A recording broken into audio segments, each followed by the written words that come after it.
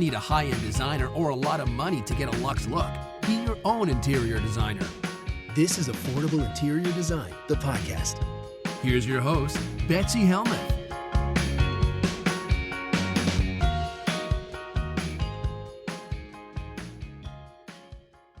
My next question is from Melissa. She's writing from Dubai. Melissa writes, "Hi, Betsy. I enjoy your shows immensely. For 3 years, we've lived in a modern design townhouse built in 2013. I cannot pin down my design style. I know the feeling word is calm, as that is how I feel at home, and calm is the first thing everyone says when they visit. Second, sophisticated as the second comment is your house is so grown up and you have teenagers. Okay, so people are always saying it's sophisticated. Got it. Style word is my issue. 10 years ago, everything was Pottery Barn, but it is just too heavy for me. So the style word is not transitional. I have now replaced and furnished my home from West Elm and Crate and Barrel. But I would not say I'm mid-century modern, as I do not like obvious mid-century modern and orange wood. I am not modern farmhouse. I am highly allergic to nature, dust, soil, so that vibe doesn't even conjure relaxing feelings for me in my house.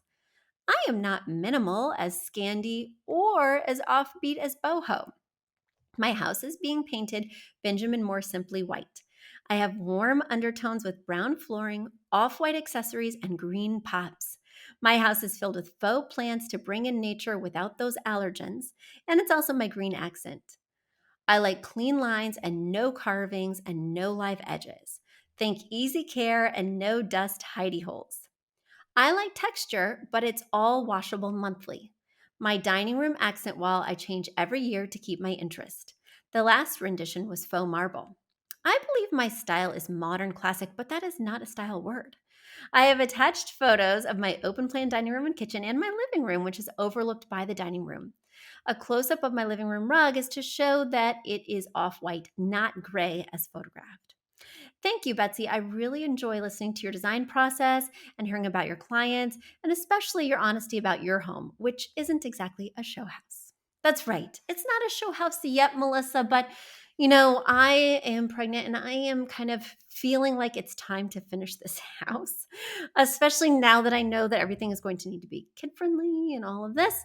I have a new perspective and a new deadline for just getting this thing done. So there you go. But let's dig into your questions. Let's figure out your style.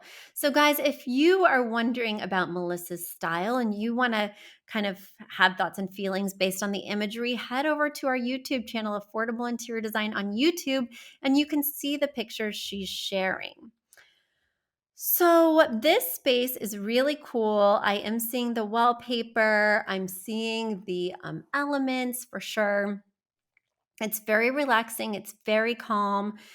I hate to be boring, Melissa, but this is just contemporary. Your space is contemporary.